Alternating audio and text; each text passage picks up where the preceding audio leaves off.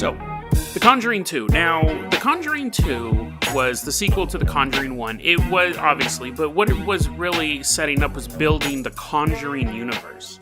The Conjuring cinematic universe actually may be the closest competitor to the Marvel universe that we have. Because you have like Annabelle, you have the Conjuring movies, you have Annabelle, you have The Nun. Now, they're doing quite well. And James Wan is a completely underrated director. He came off of Saw movies. He's done these Conjuring movies. He's done Fast and Furious.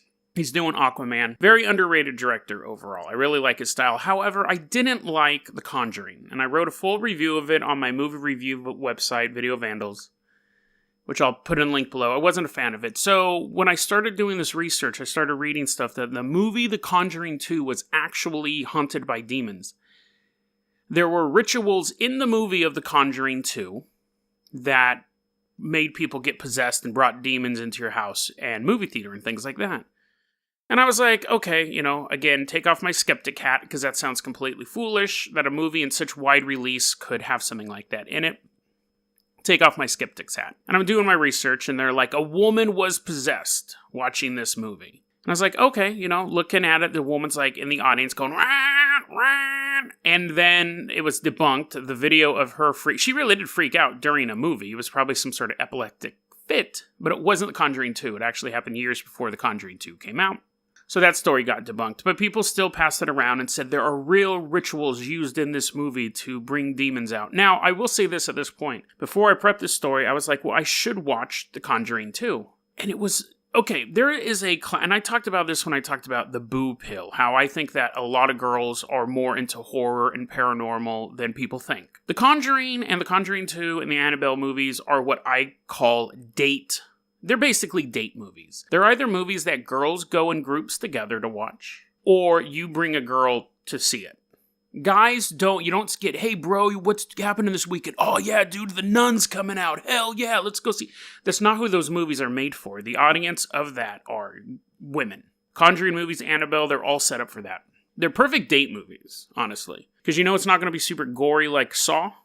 And it's going to scare her, which is going to turn her on. Perfect date movies. But I'm watching it alone in my apartment, and I was like, this movie is boring. It wasn't, I didn't have a date with me. The storyline was, there's a haunted house, and there's like an old man walking around the house. It had a lot of jump scares in it, which I'm not a huge fan of. I enjoyed tension more. You can have both. So I didn't finish it. To be honest, I watched it, and then I watched probably about half of it, and I just wasn't feeling it. So even though I'm supposed to do the research for the show, I clicked it off, and instead I watched The Row, about a group of sorority girls being stalked by a serial killer who is chopping their body parts off and turning them into dolls, starring the girl from Vanderpump Rules, I guess that's a reality show, and Randy Couture, the fighter. I think he's a UFC guy. I don't think he's a wrestler. But anyways, I watched that instead. It wasn't good either. The girls are hot. It was terrible, though. Anyways, so I stopped watching The Conjuring 2 to watch The Row, and I ended up being disappointed on both counts. So, story's over, right? You're like, Jason, you watched The Conjuring 2, or half of it, half a demon didn't show up.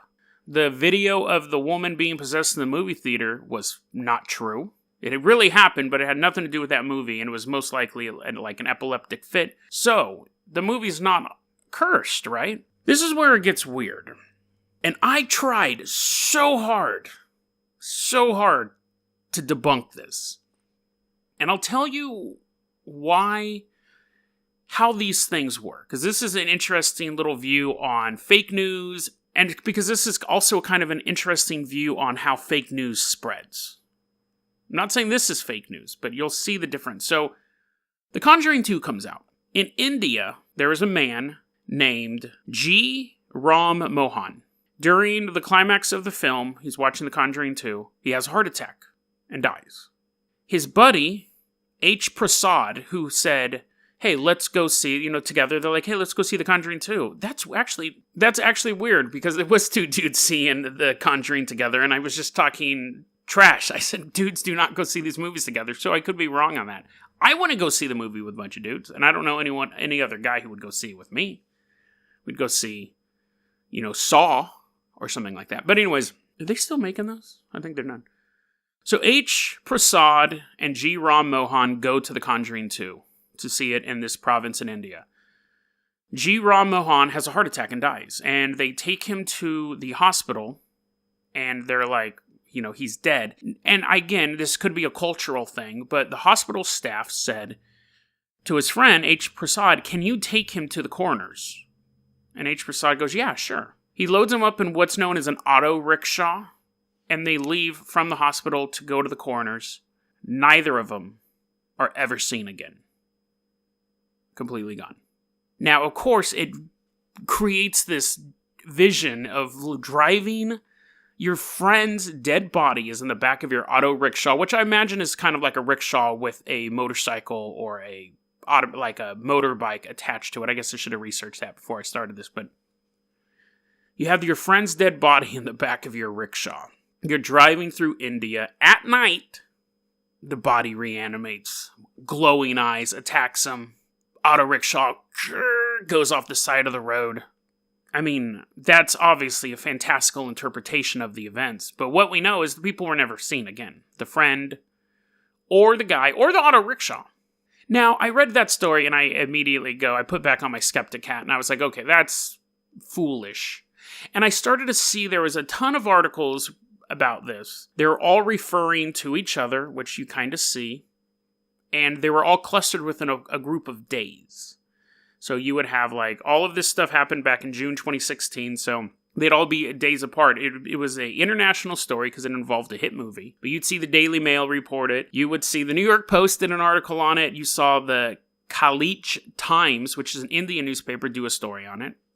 And they're all grouped in this time period. So I go, okay, this happened back in June of 2016. Obviously, we have learned more information. No. To this day, there is not an article explaining where those people are. I go to Snopes. I'm like, obviously Snopes must have debunked this. Nothing.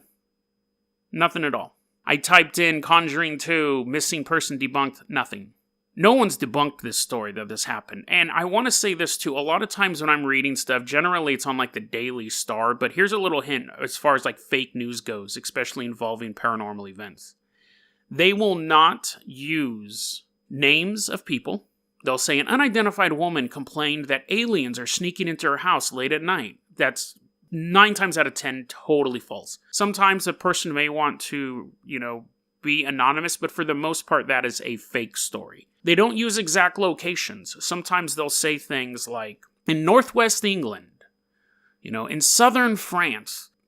So this article, the College Times gives his name, gives where he was born, names the hospital that he was brought to. I can't pronounce it, but they name the hospital of where he was brought to.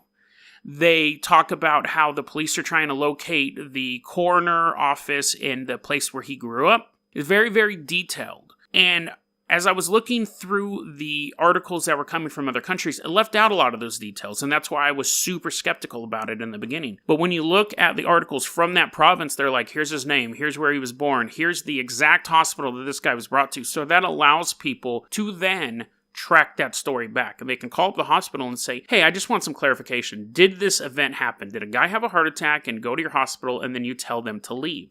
If it's real, the hospital can say yes. If it's fake, the hospital can say no. But most stories involving paranormal that are fake will just say, a man in India died of a heart attack and his body went missing, according to authorities. He was taken to a hospital and then his friend loaded him up in his car and drove away.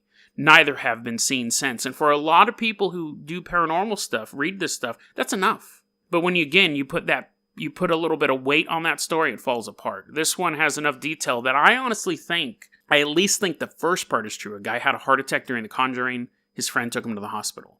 I think, honestly, the second part's true. Now, whether they were beset by raiders or pirates, I don't know what area of India this looks like. I don't think there's pirates roaming the jungles, or even if there's jungles. But it's very likely that these people did go missing, because this story has not been debunked, and it was a very high-profile story. It was covered in newspapers around the world. What happened to this body and the driver? Was the man killed by The Conjuring 2? Was it a normal heart attack and something normal happened to take them both off the roads and to disappear from the face of the earth? Was the man possessed by the rituals in the movie that I failed to finish. Who knows? It's a weird story. I think this one is true. I don't know if he was possessed by a demon or if him and his buddies' possessed corpses are roaming the wilderness of India looking for more people for their undead army. That's unlikely. Very unlikely. But yeah, what happened to this? What happened to these two guys? Weird stuff. The world is full of weird stuff. And again, the story just disappeared. You see all these articles within the course of the month of June, and then you see some later ones happen around Halloween, and then gone. But it is still, the story's less than 2 years old, so we may get more information coming up. There may be a 500,000 man army of the dead roving India when they start to cross into another country. Yeah, creepy. There's 1 billion people over there, so I mean, you can miss 2 probably pretty easy, but yeah, creepy. That was a clip from our daily podcast, Dead Rabbit Radio. Dead Rabbit Radio is available anywhere that you listen to podcasts. It's daily paranormal, conspiracy, and true crime news. If you want to hear the full episode that this clip came from, check the link below. Please like and subscribe. And hit that little bell, too. That does some magical stuff. Thanks, guys.